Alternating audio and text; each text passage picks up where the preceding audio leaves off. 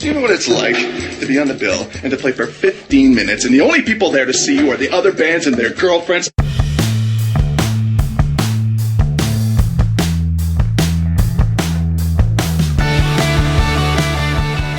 From Buffalo, New York, it's the Struggle is Real Buffalo Music Podcast. Welcome to the Struggle is Real Buffalo Music Podcast, where we bring you all of the latest from the Buffalo music scene. My name is Ryan Gurnett, and I would have felt a lot less guilty about downloading all that free music in my late teens and early 20s if I knew I was just going to end up buying it again on vinyl 20 years later. And I'm Lewis, and I gave my computer cyber AIDS with LimeWire. I think LimeWire gave all of our computers cyber AIDS. We've lost so many. We've lost so many good, shitty PCs from the late 90s, early aughts. I didn't know Linkin Park EXE was not a music document. So many were hurt. On episode 71 of the Struggle is Real Buffalo Music Podcast, we sit down with drummer and band leader Damone Jackson. We're going to talk to him about his band, the Damone Jackson Outcome. We're going to talk about what he's been doing to thrive during the COVID pandemic. We're going to talk about teaching drums and the great local musicians who've influenced him. We're also going to be playing music by the Damone Jackson Outcome and a brand new debut track by a band called Organ Fairchild. Do they have organs in their band? Or are they like playing for organs and fair children? There's only one way to find out. You're going to have to listen later and listen to the song. I'm excited. Excellent. But first... Hey! There, I did it. Yeah. Okay. Yeah. There's just so much. Let it out. All right. God. So, yesterday morning, Yesterday. I woke up and I got a message from a friend of mine, the guy who lets my band practice at his office, which is a real swanky place. He owns a bar in NT, and they've been having music the best they can with, limited seating and everything. And he was looking for some different performers who might want to play. And, they're very upfront saying they can't pay much, if anything. It might just all be in bar and food tab. So, at 11:06 in the morning, I posted, if anyone is looking to play out in NT, a friend's bar is looking for cover acts. Given all of our restrictions, payment is basically the bar tab for the night. If anyone is interested, let me know. Oh, that was 11:06. I was going to start working 7.5 hours, and 275 comments later. Oh my God. It was so bad. I think I was like 4 of those, by the way. Oh my God. Oh my God. Let me start here. Number one. I knew this was a shitty show. But if a band wants a shitty show, they're welcome to take a shitty show. It's their choice. Yes. I mean, this isn't a show I am promoting. This isn't a show that I'm personally booking. I'm doing a favor for a friend. And I don't know if I would play this show. I'll tell you this, I do have a new band, and if we had stuff ready and we just wanted to play out in a bar, I think this would be a good place for us to do it. For sure. I don't know if we have any draw at all. I don't know how audiences are going to think of us. I don't know how much we'll be able to make. So, I would think that would be something that's okay. Now, if I was in a band that's been around for 3 years, no, I wouldn't play that. Yeah. But that's not the kind of show it is. I got verbally assaulted by most of the same people who verbally assault people for posting this stuff. And I'm going to read a quote. I actually had people agree with me in private messages outside of this because they're afraid that the people they're afraid to let people know that they oppose some of these ideas. And which is shitty as fuck. One person said, I want to let you know, and by the way, I did ask everyone who you pulled the quote from if it was okay that I did. I don't want anyone to think I'm not, but they requested anonymity, and I understand why, and that's fucked up. So it says, I want to let you know that I find it extremely fucking annoying that the same group of 20 to 30 quote-unquote professional musicians in Buffalo who've literally cornered the market for high-paying gigs are always the same people accusing people playing for little to no money as the thing destroying their business. Mm-hmm. So here's what I'm going to say. Now, we have some people on that post who are very talented musicians. We have some people on there who, probably take their time and write music 2 to 3 hours a day and practice and think about it and do social media and all this stuff. I don't. Yeah. I am, many adults have different reasons for why they can't do that, like having a job and stuff. And the people who actually can if you can make 30 grand a year off of playing music, you should consider yourself lucky in this industry. For sure. So there's a lot of people who want to get there, but there's just not a lot of room. And I think it seems like people are blaming shows where a band will get paid for food as the reason that the whole band gigging economy is fucked up. But see, here's the thing. Those people who've put in that more time, they should get paid more than me. Yeah. Like, that's fine. Like, I'm not doing this professionally. I don't usually practice a whole lot. I've got carpal tunnel. It happens. My band practices for an hour and a half a week. That's it.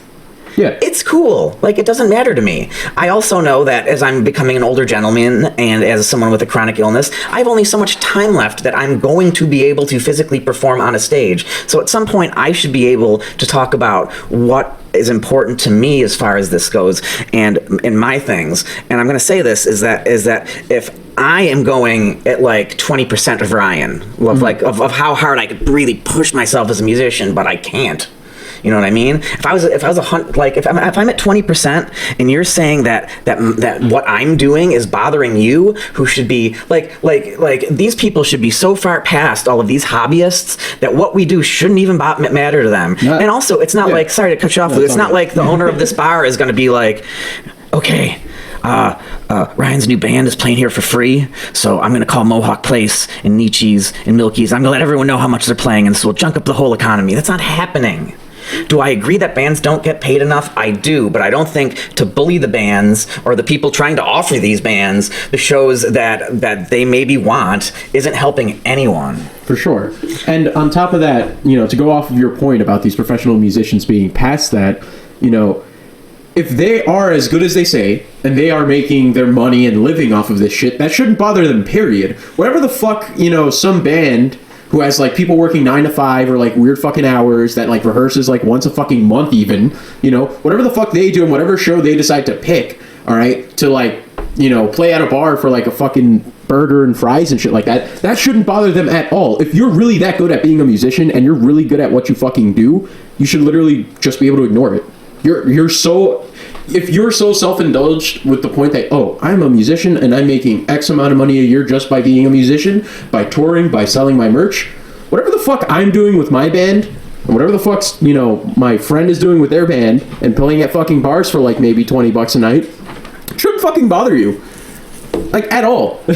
Plus, like, at the end of the day, most of these musicians that are, seasoned professionals and shit like that, yeah, it sucks that you guys aren't doing anything right now. It's been a fucking year of being in and out of quarantine, of having less people at your shows, of not making enough money because you don't have as many people on your shows.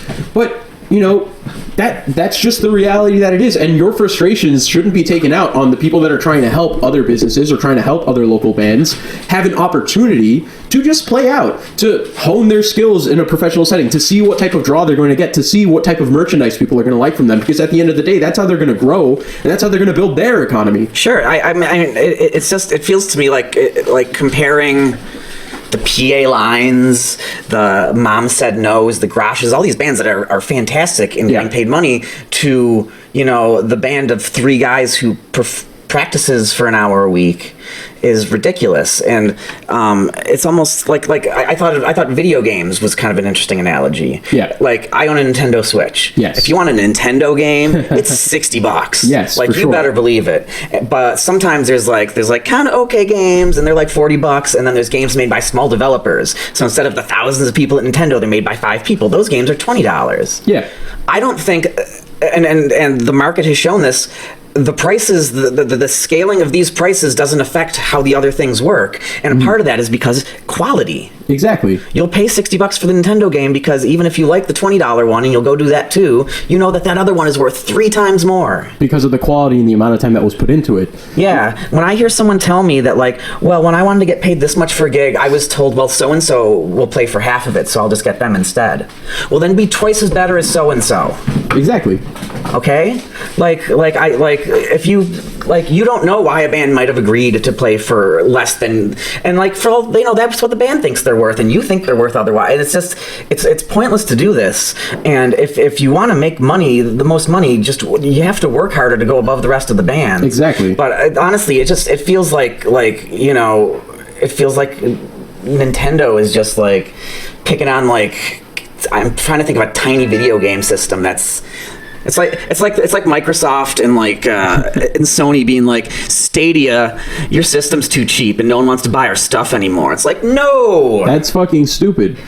So, but here's what I will say: bands need to be paid more. Yes. We agree on that. I agree on that. Everyone and I think maybe the core of the whole argument just came from the idea that maybe people didn't understand that. But I think the solutions are let's. Well, Sarah Elizabeth from Music is Art was talking about an idea she had about making all $5 venues $10 venues and basically boosting the price of any place that has music up $5, even if it goes from no cover charge to $5. Yes. Which I thought was important to note, and I'll mention that why in a bit. And then I'm like, well, how are we going to enforce that? And it says, well, if you're a promoter, don't work with bars that don't do that. If you're a band, don't work with bars. If they don't follow the rules, then don't work with them. So boycott them, basically. Yeah, and so. I think that boycott system's not going to work because I think there's some people that aren't going to be happy about this, and that are going to say, I want to go play this place, so that's what's going to happen, and you're not going to tell me not to. Exactly. And that would be understandable. But I think another way I'm looking at it is I hear 5 to 10, and my eyebrows go up because of the places I book at. If you're Mohawk Place and you go from 5 to 10, I don't think you're really going to get a whole lot less people because there isn't a lot of foot traffic in front of Mohawk. Yeah. Mohawk's kind of on its own in the corner there. Yeah. But if you have a place like Milky's, we get a lot of our money at the door through people who just wander in. And $5 is already a hard sell for these people. Exactly. 10...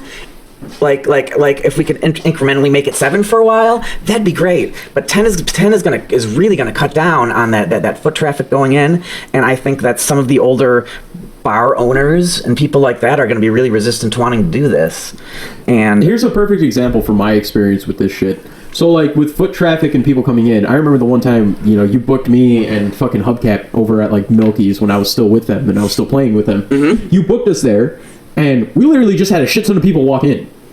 Yeah. And it was a hard fucking sell, but a shit ton of people walked in because they were doing a bar crawl. They were getting their drinks, they were listening to their music, and they stayed for our entire fucking set.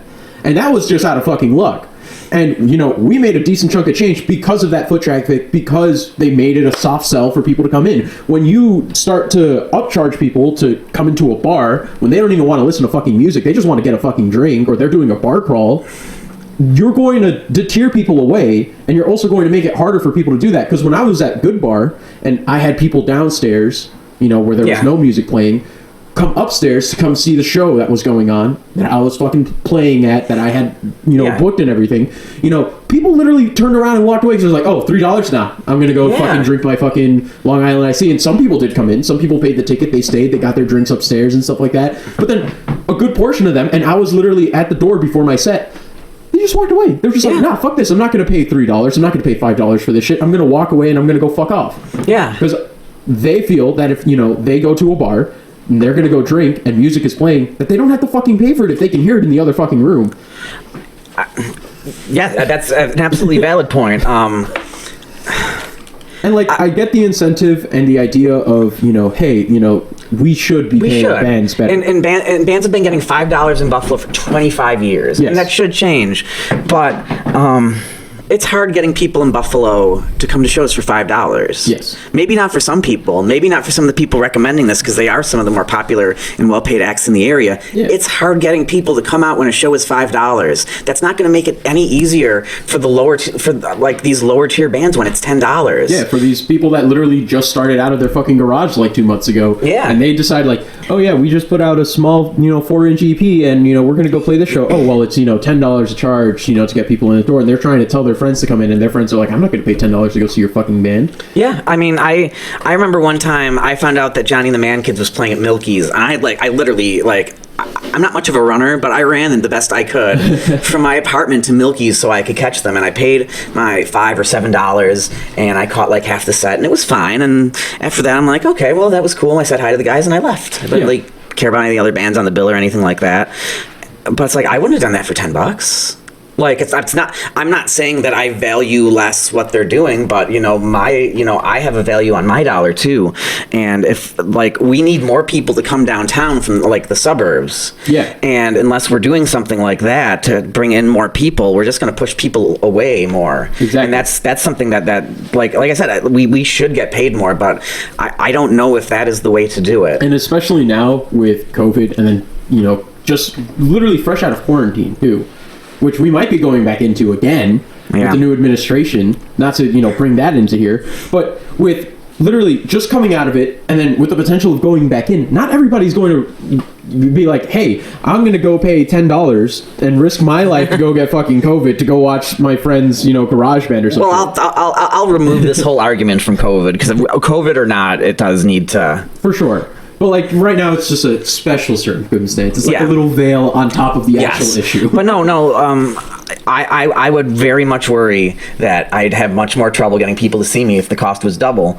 And like I said, we need people from the suburbs. We do. This is before your time, but basically what happened with the music scene is that around 1985, they changed the drinking age from 18 to 21. And what happened is all the Canadian people, 18 to 19, who couldn't drink in Canada, they'd come here. The same way 19-year-olds go to Canada to drink. Yes. But it's reversed now. So we lost all of those Canadians who would come down and check out our music, and that was one of the things that kind of burst the bubble on the Buffalo music scene for a while. So, should people pay more than $5 for a show? I think so, but if the mass doesn't think so, they dictate the price. Yeah, the consumer will literally dictate the price, and they will always have the final say in that no matter what we fucking do. If we boycott shows, if we do this, if we do that, they're not going to give a shit. They're just going to go to the fucking Joe Schmo bar that's playing the fucking Pandora radio station, drink there, get their fucking food on, and then go home or, just stay home and do whatever the fuck they want. It's like, oh, you guys are going to raise the price for this. Okay, I'm just not going to buy it anymore. Exactly. It's like people that shop for insurance. It's like, oh, my insurance just went up this month. I'm going to go find someone else. It's easy as that. And one more thing before we go that I just want to argue with. I keep hearing people be like, it's not the band's job to promote and market, it's the venues. This was a quote I got from a local studio owner, and he said, it's like, when people go to college and learn something, and then when they get a job in the field, everyone is like, yeah, that's all textbook bullshit. No one does it like that because it doesn't work. That's that. Yes. So, the bar should advertise your band. Absolutely. They should make flyers. They should pay for some paid advertising if they can do that. Yeah. But at the end of the day, you need to be doing your social media. You need to do your Facebook. You need to do Twitter. You need to ensure that you're pulling people at a venue, because if you don't pull people at a venue, you're not going to come back to a venue. Exactly. And on top of that, it's also part of your job is just being a musician. You need to market presence. yourself. Exactly. You need to be marketing yourself at all times. So that when people give me that argument, I don't buy into that at all. Like, there are promoters I'll go out of my way and spend $20-$30 printing those big nice poster size flyers for all my shows, and you know what, it eats up most of my profits, but I'm okay with that. But with other promoters, if they're not doing that, at least that minimum where they're doing social media, don't work with them. For sure. Like absolutely don't work with them. They should be doing at least as much work as you're doing, but you should be doing work too. Yeah, it's crazy, man. People are just so toxic, and that is the most toxic fucking post I've ever seen in regards to the music scene, and I didn't think that there was as much toxicity as I thought there was, because oh my god, it's just Here's a second quote from the local studio owner. He says, yeah, I was literally looking at the comments and thinking, okay, these people seem very difficult to work with. I won't record them, or if I do, I will be compensated for dealing with them. I don't know. It's definitely eye-opening how entitled people are. In addition to that, I actually had one person who was taking part in this conversation contact me and say she will take the gig out of spite. I'm not even kidding. I'm like, you fucking...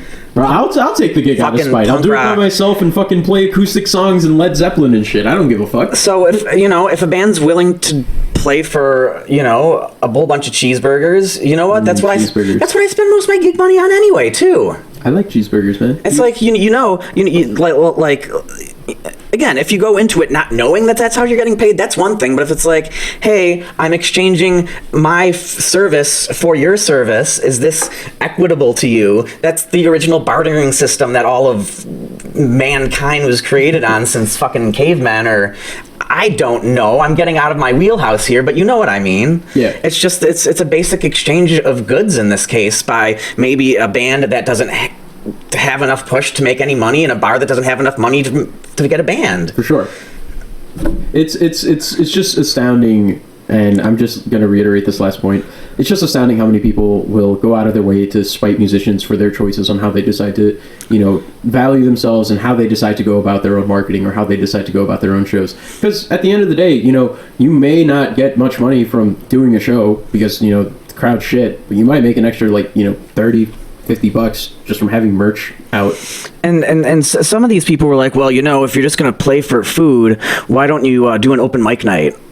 And it's like, so you're suggesting they go to the bar on a night where the bar makes money, and now they're not even getting compensated with food. That doesn't make any sense either. It doesn't make any sense. Huh. It's like, oh yeah, I'm going to go play at an open mic night and pay for my drinks and pay for my food instead of being compensated for it. And a really good point that someone made in one of the comment thread is, what if someone saw that and said like, hey, maybe my band's ready to play a show now. We've been working really hard. Let's just find a nice, low-pressure show at a COVID bar so there won't be a lot of people, and let's just see what we can do. Exactly. And then they see all of these. It's music is art. It's these music is art people. It's these certain. I can't hide it because I've literally had other people from Music is Art apologize for some of the other people from Music is Art for some of the things they're saying, and I just don't know what it fixes. I don't know.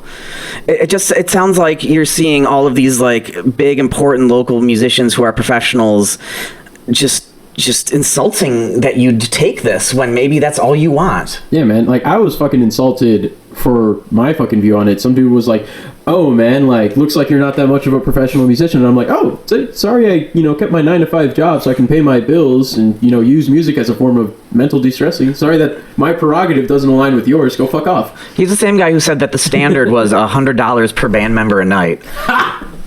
Fuck. It's like, what planet are you on? He's like, I've played over 3,000 shows. Like, I've been a musician for 21 years. I've been booking shows. If I could pay a band $100 per member, I'd be doing fucking backflips.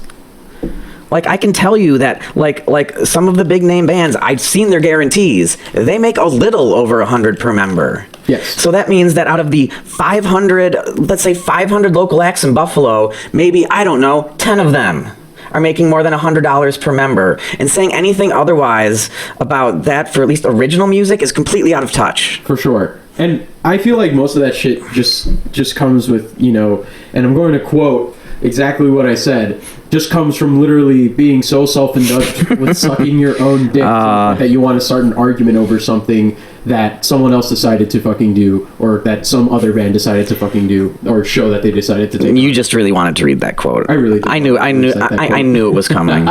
So, man, that's where we're at. Like, guys, just don't be toxic, because that type of shit is what discourages local musicians from doing shows. That type of toxicity, that type of hostility about them deciding to, play for a burger and fries and shit like that. Yeah. You're discouraging local musicians that may or may not blow up and have a fucking great career from doing that type of shit, and you guys are fucking assholes, and I'm just gonna be blunt about it. Damn. I have nothing to say. I've never met any of these people in my life. I've never listened to any of their fucking music, and I'm from a different part of the fucking state. So, originally from a different part of the fucking state. So, for them to just attack me, not knowing who the fuck I am, I don't even know half of these fucking people. I don't think I knew some of those fucking people. Exactly. So to self-indulge yourself and grow such an ego to the point where you're becoming hostile, you're just being an asshole, and you're deterring all these other local bands that may have wanted that fucking show, or may have wanted to experiment, just like you fucking said. Yeah. Yeah, you guys are fucking assholes. Fuck you. All right, well, on that note, we are going to play a track. So this is a brand new band. They're another jam band. Jam. I feel like we're since we're all It's a dark. We've got the roof. It's on. It's cold. You know, it's a good time to grow mushrooms, I guess, because we just keep getting jam bands. For sure. So this is a jam. This band they've been around for a while because I remember hearing the name because I thought it was funny. They're called Organ Fairchild, and this is a short edit. The original version of this song was 8 minutes long. Jesus Christ. And we got real estate here. You know, precious real. Precious real estate. Oh, that's funny. That reminds me of something. I'll tell you off record. Sure, but this is a shortened version of it. The song is called Seepin. It's their first single.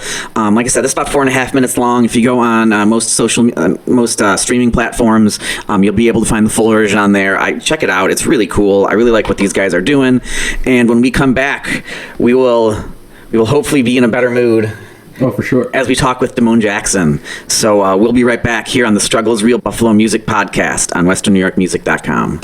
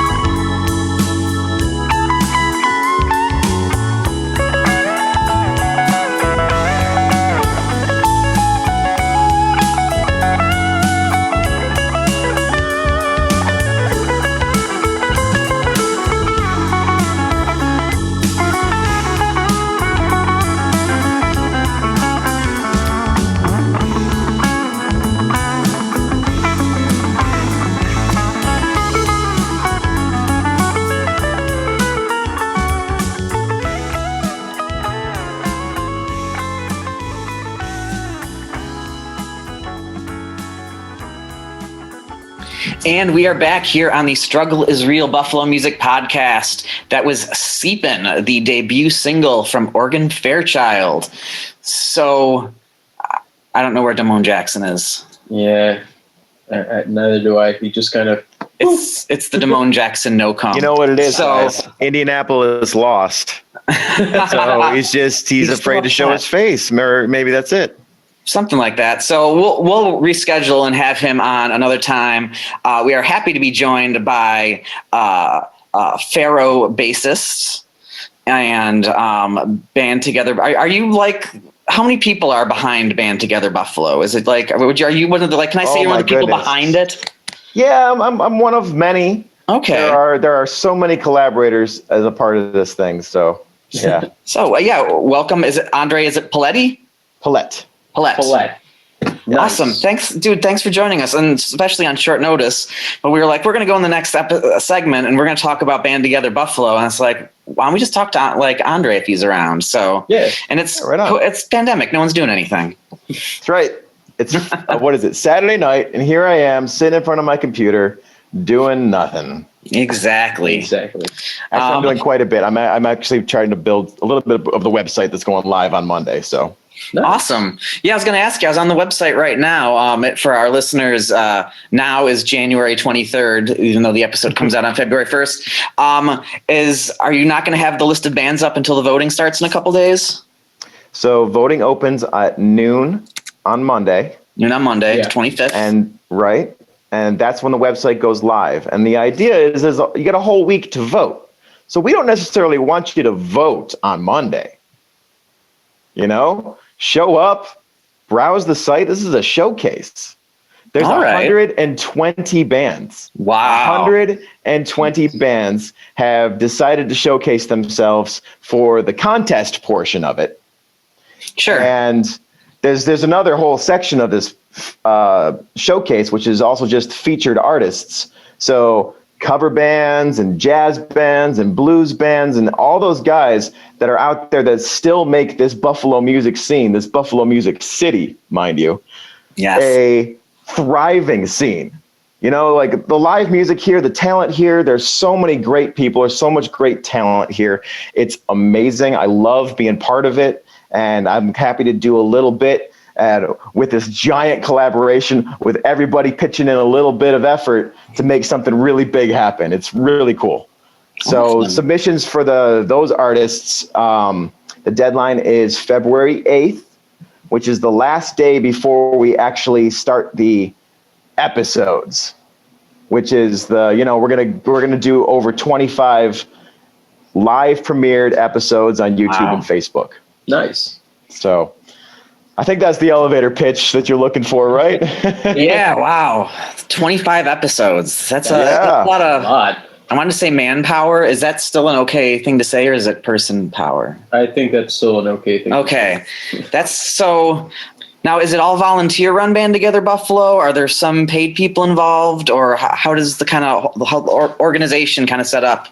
Sure. So it's been all volunteer effort to this point, getting us just together and launched. There are some sponsorships. We're doing a lot of in-kind sponsorships with music industry businesses. So venues and festivals and studios and production teams and booking teams and all the people who've been affected by this in our community. We didn't want to ask them for money. We just said, hey guys, if you can do something for the artists and offer some sort of perk, and if it's valued at, say, if they can get up to $1,000 in value, if they can offer 4 guarantees to bands, on a $250 guarantee, right? So these bands will get a $250 guarantee to play a place like Ironworks or, somewhere, There's so many great venues, Mohawk Place and Rec Room and the Trelf and Town Ballroom. I mean, they were talking with all of them to do really cool things with all the venues here who want to be partake in this, right? And so some of these perks will then play out to the bands, and they'll be on versus deals, right? Sure. So the band, it's great. You have a $250 guarantee, and as a band, man, if speaking from a lot of experience, if you know you got gas money, then that's a gig worth at least doing. You know what I mean? Absolutely. Sure. Yes. Absolutely. We all deserve to get paid. A guarantee is a nice thing to just say, we know we're going to pay the band, period, for something, right? Absolutely. But as bands who really want to go after something, who really want to get something out of this industry, we know we have to promote. We know that the onus is partially on the venue and partially on us to bring people out to that venue. We were, actually. That was a whole violent segment. Violence. Did you see the post on my wall yesterday? I perused some of the interesting responses. A very, very divided front on that. Yeah, we that was what the first segment was about. Yeah, it was a lot. I definitely had a lot to say. But yeah, no, well, I think I'd be happy to add my opinion into that. Yes, please. By all means, please. I would love to hear what you think. Very briefly, as somebody who's been on a lot of the sides of the coin of the music industry from both sides, I've been the talent buyer at clubs in New York City. I've been, a band member and a booking agent and a musical artist and a bass player and a recording tech. And I've done a lot of the little things in the industry to really try to get an understanding of the whole thing. From the club owner's perspective, trying to stay open and trying to make money and trying to be a bar, it's hard. It's hard. It is. It's just as hard as being a musician. Yeah. And, there's the old adage, right? Musicians, we don't get paid to play music, man. We get paid to set up, tear down, cart that shit everywhere, and practice to get to that point. So there's a fair argument on both sides. And the people that are saying, if your product is good enough and it's worth it and you've done a good job to get there, then yeah, you should get paid for that, but you got to go earn that pay. And that's America. Sure. That's the division in America right now, is that same concept. And you got to earn what you got. So if you got it and you can charge for it, do that. And if you want to take some gigs where they're about exposure, hopefully the promoter's not blowing smoke up your ass. For sure. Yeah. It's all about choice, man. It's all about the choice that you make.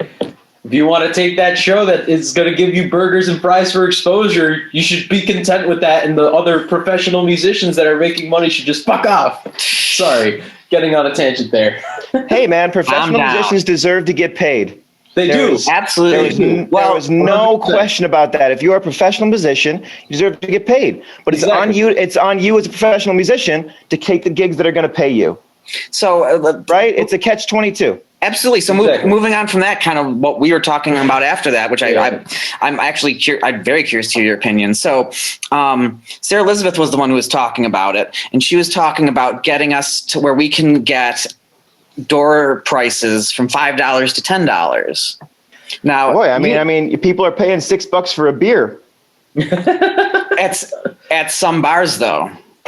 My concern is that I see, like, Milky's is my great example because I work there, but I will see, when Lou's Band was playing there, a pub crawl came by. Oh, yeah. And 10 people showed up and they ended up buying merch and getting into the band. But I see enough people turning their back at $5 that I think even more. Like, if you want to go, if you want to go see, like, P3 and they go from 5 to 10, I don't think that'll bother you. But if you're just walking down the street and you're like, I want somewhere to drink and I don't care what's happening, and someone changes that from 5 to 10, you're gonna lose some of those people.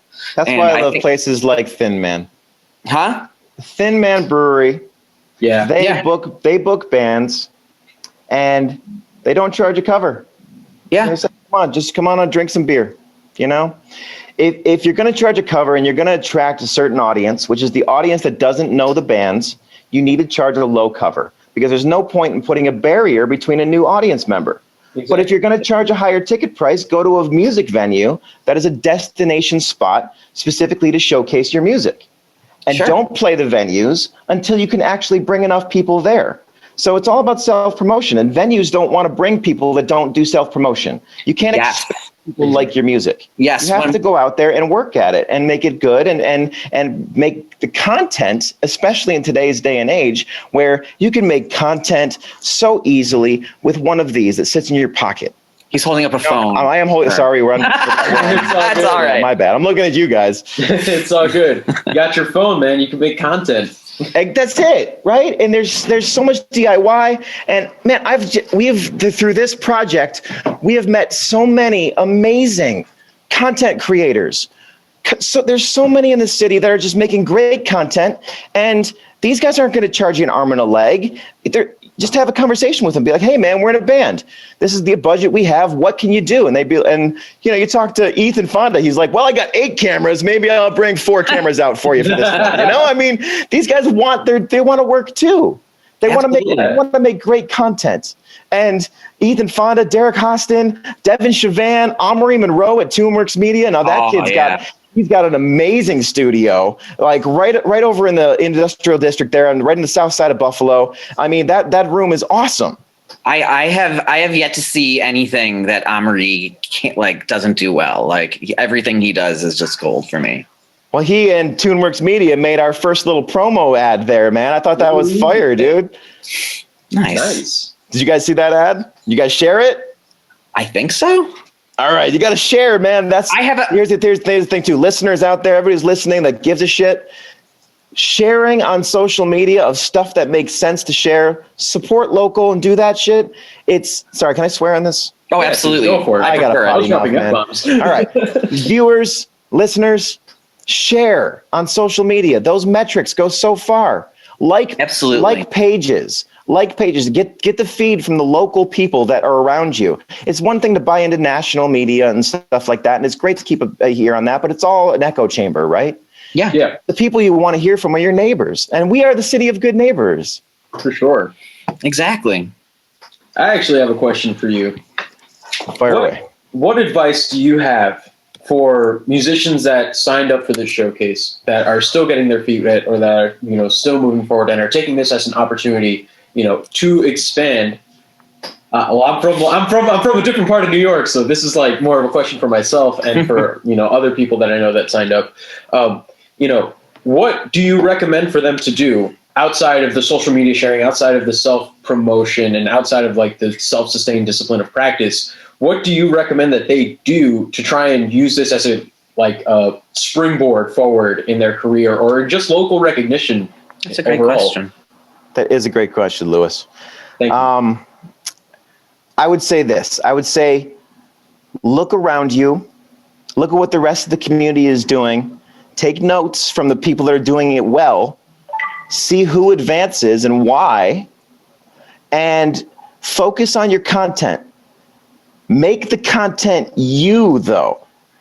Everybody's got their own artistic approach, especially musicians, man. We're a bunch of, interesting people. we're the weirdos, man. We're kind of out of our minds. But it's great. And there's a whole community of us. So share your voice. Make your voice your voice, but create content in that voice, and it will be a magnet for those who want to hear it. You got and put it out there as often and as much as you can. And don't do it for any other reason than your own enjoyment. Be real about it. Be sincere about it, and the right things will come back. For sure. Absolutely. Great advice. That was beautiful. So now, so who are some of the featured bands that are going to be part of Band Together Buffalo? Do we know? Has that been announced? I mean, it is. This isn't going to air until February 1st. Yeah. I'm going to keep everybody in suspense. Suspense. We are still negotiating, but then we got a few names that I'm very happy to say will be featured during some of the episodes, and I'm actively searching more. Plus, I'm actively searching all the rest of those bands who missed out on the opportunity for the contest, but who still want to showcase their music. Like if you released a new album, if you got a new video coming out, this is a great place to release it. So, submit. I mean, it sounds like, God, you're creating 25 episodes already. Do you think this is the kind of thing Band Together Buffalo might want to, I know at the beginning you were kind of doing shows like that. Is this maybe something you'd want to continue doing after the contest, keep rolling out stuff like this and promoting? Well, I suppose if our sponsors all feel like they got what they put in for, and we can raise some more money for this, then yeah, for sure. Awesome. It's sponsorship is what drives these things, and we're sponsored by can I just list off the sponsors for you guys? Yeah, please. It's just amazing. I'm going to go to the website, bandtogetherbuffalo.com. We'll go to the sponsorship page, and we're going to start off. Here we go. Buffalo FM, Ripe Audio, Buffalo Local, TuneWorks Media, Music is Art, Buffalo Music Club, Quiet as Kept Records, Ironworks, Town Ballroom, Babeville, The Trelf, Rec Rooms, Sportsman's Tavern, The Cave, Nietzsche's, Mohawk Place, The Big Easy in Buffalo, GCR Audio, Mammoth Recording Studio, Electric Owl Works Recording Studio, Black Works Entertainment Production Studios, Borderland Festival, Whirlybird Festival, Bowflow Music is Arts Festival, Mayville Bluegrass Festival, The G Lodge, Troublemakers, those guys are awesome. Step Out Buffalo, TaylorMade Productions, The Struggle is Real podcast. Hey, boy. Liz Burr Design, the DiCamillo Bakery, Mighty Taco, Bison Botanics, Hamburg Brewing Company, Big Ditch Brewing Company, and several more to be announced soon. That's incredible. Like I know there's a big group of people doing it, but the you know, I remember when you kind of sent out the list, kind of asking people to reach out. Like the fact that you made this work and got that many sponsors is ridiculous. And I'm just happy to have my name's on the list with Mighty Taco. Mighty Taco. All right, folks, I'm officially going to retire. Just going to do. You did it. You made it. Pull the mic off the stand so I can drop it, and then. Can I tell you guys a quick Mighty Taco story? Yeah, sure. Man.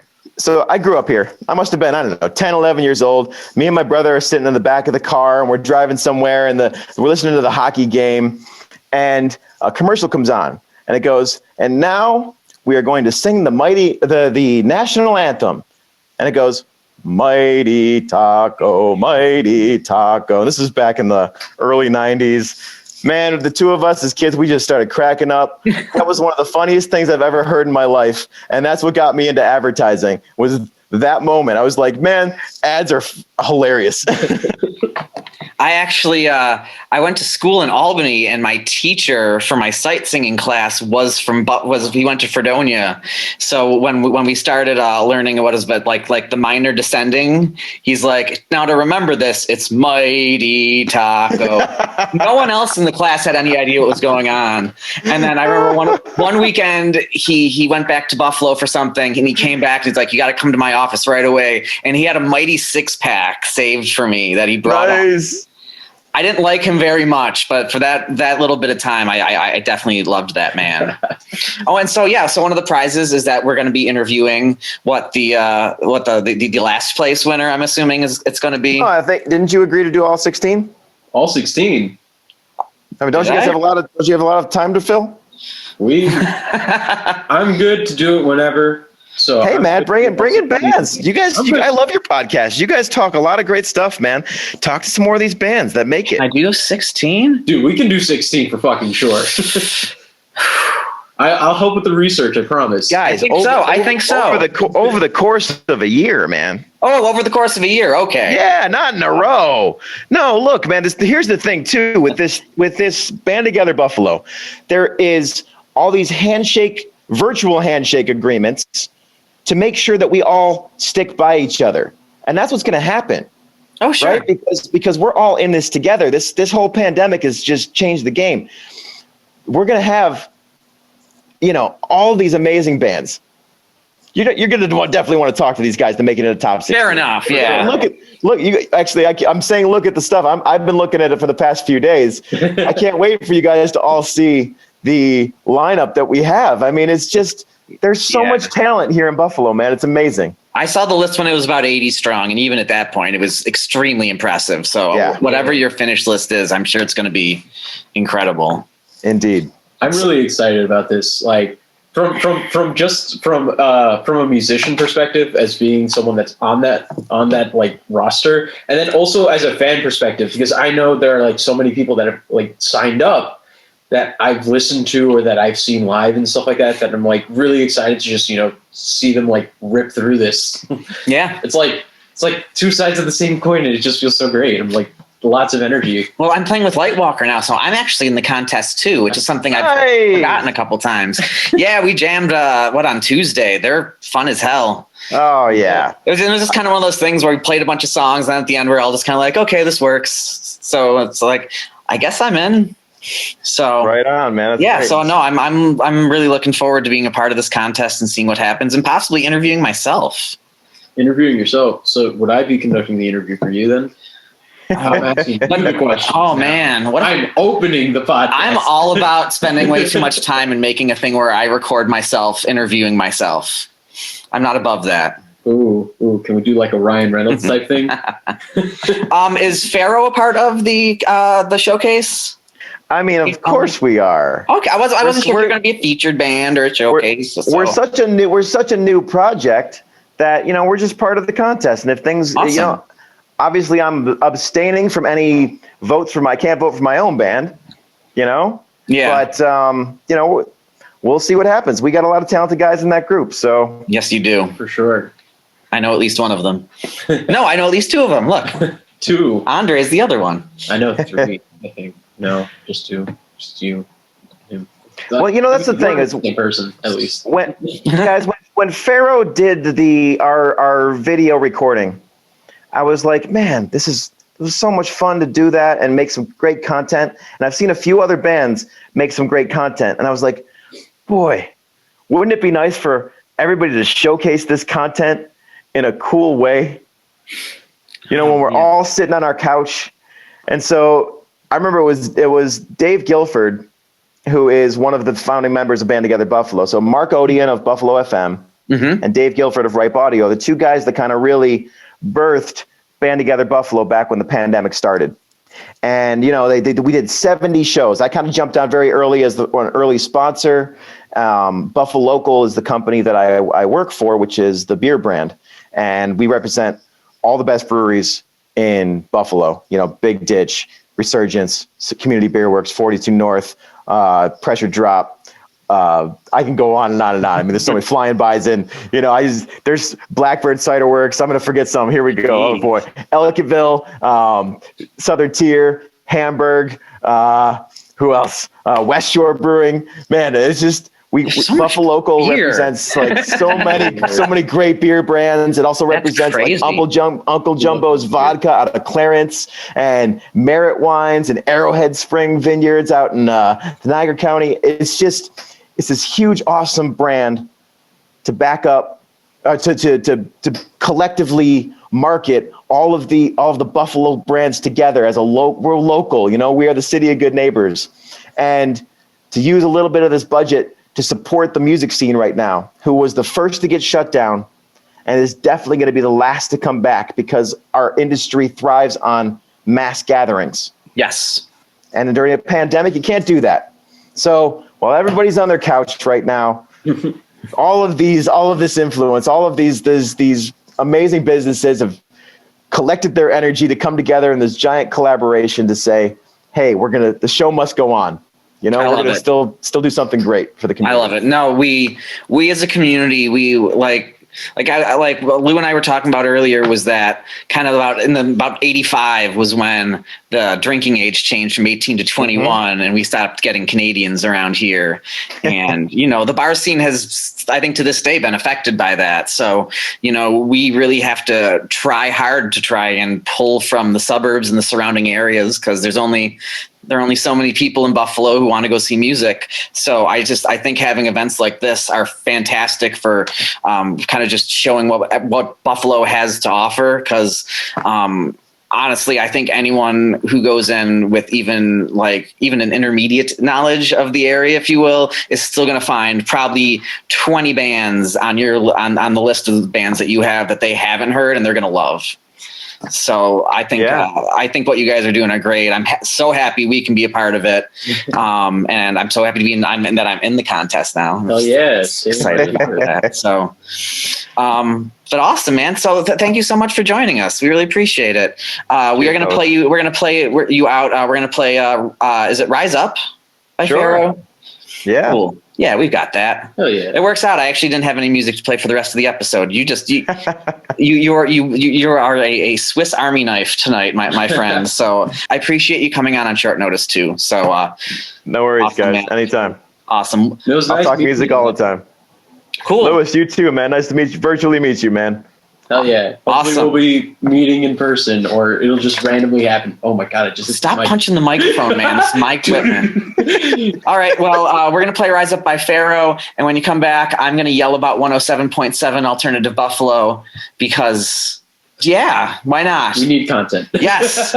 Dre, thanks again for joining us. I'll talk to you soon, man. Take it easy. Bye, guys. Cheers.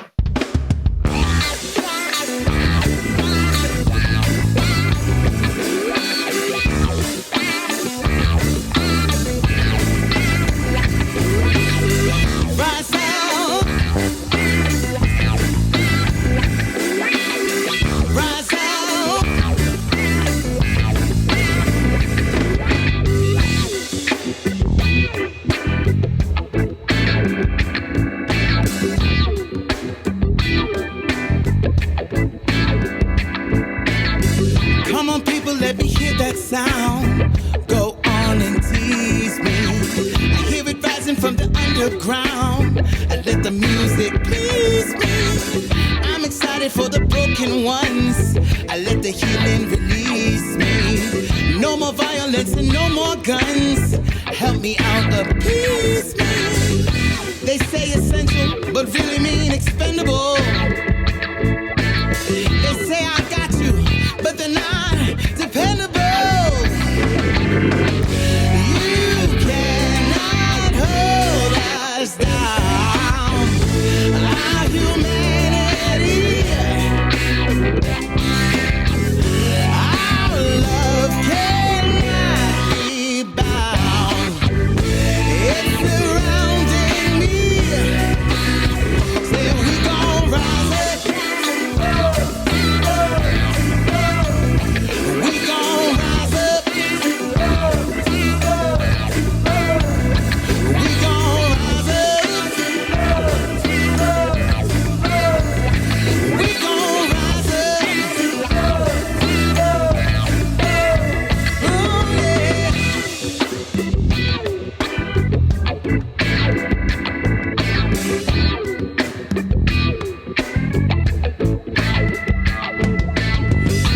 Out there calling some of us a virus. When I heard it, I was angry. Killing poor folks, that's philosophy. Don't you dare Socrates me. Our value isn't found in our net worth. Social Darwinists displease me. When we're the salt and the light of the earth, you cannot disease me. They say essential, but really mean expendable. They say I got you, but are they not?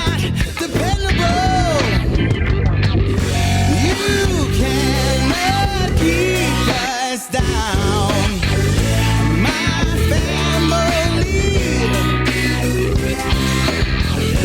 Let's act out and be loud. Let the whole world see. You cannot hold us down. Our humanity, yeah.